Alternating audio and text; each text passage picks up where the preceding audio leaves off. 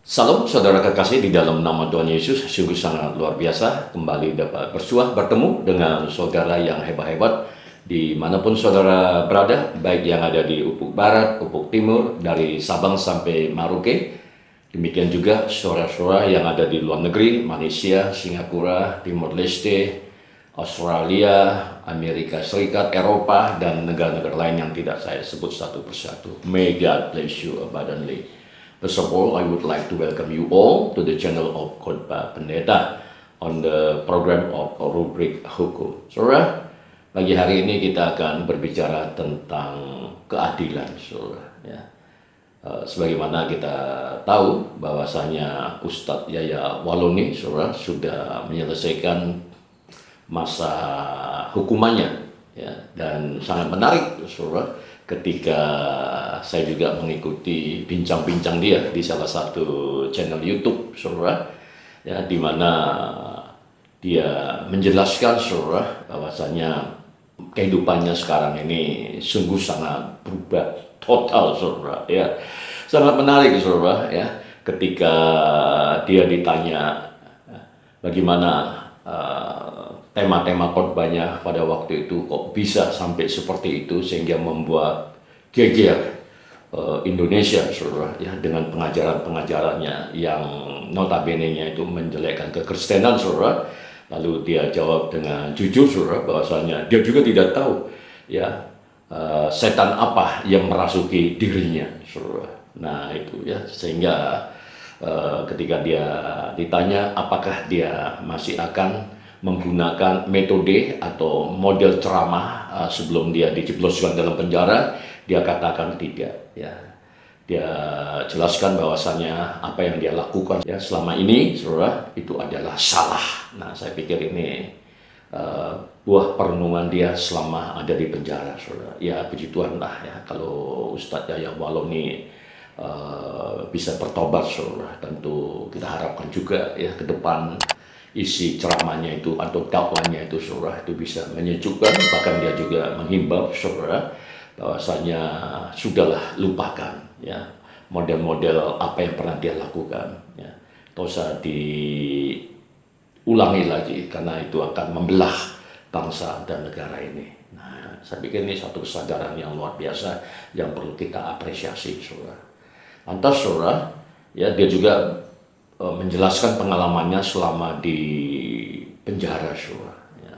Yang membuat saya terkejut itu, saudara, ya, adalah, ya, bahwasanya dia dilayani oleh orang-orang Kristen. Nah ini, saudara, ya, jadi ini yang membuat saya, wah, ya, memang pengajaran Kristus itu luar biasa, saudara, ya. Jadi kasihlah musuhmu itu, nah ternyata ini juga dialami oleh Ustadz Yahya Walloni, saudara, ya. Justru orang-orang Kristen lah yang membantu dia, saudara, yang menolong dia di dalam penjara, ya, menyuci pakaiannya, ya, semualah, saudara, ya. Dia benar-benar dilayani oleh orang Kristen, saudara.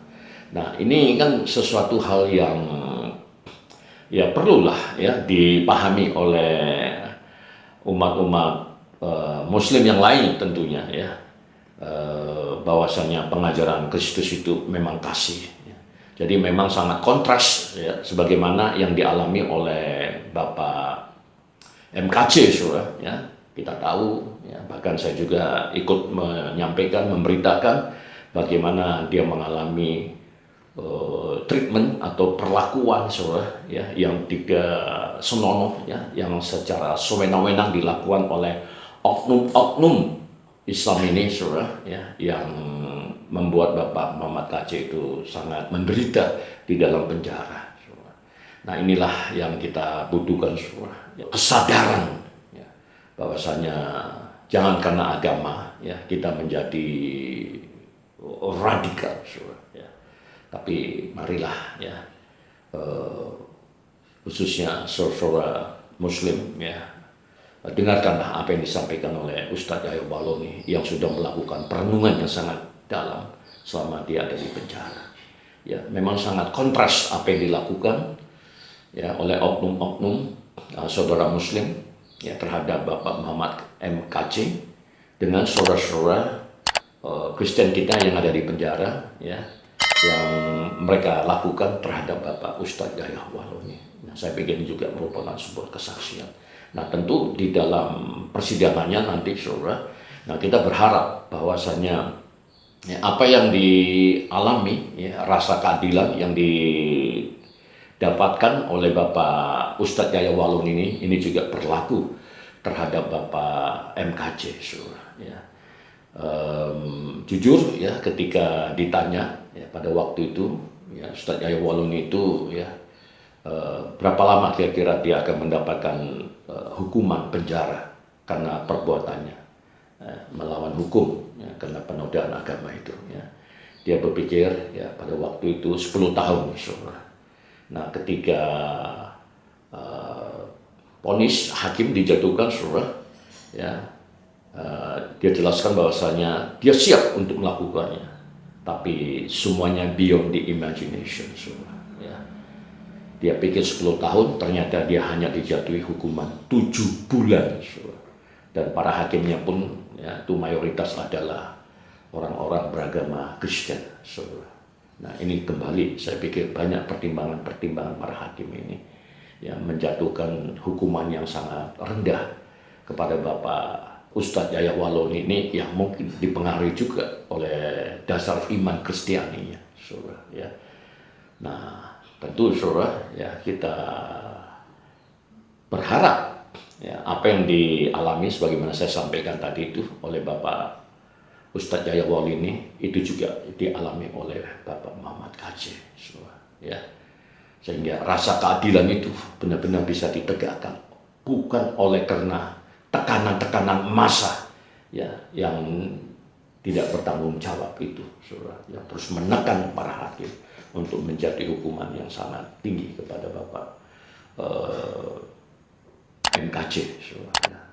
Nah, tentu kita menghimbau pada para hakim agar benar-benar rasa keadilan itu bisa ditegakkan bersama-sama, baik untuk Bapak Ustadz Yahya Wahloni yang telah selesai menjalani hukuman, demikian juga Bapak MKC yang persidangannya masih berlangsung sampai saat ini. Dan kalau ini bisa dilakukan, saya yakin dan percaya keadaan bangsa kita ini akan semakin baik. Dan di mata dunia internasional kita juga semakin dihargai.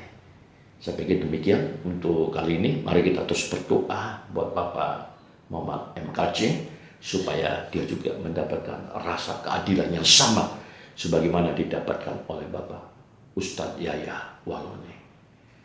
Saya, Pastor Dr.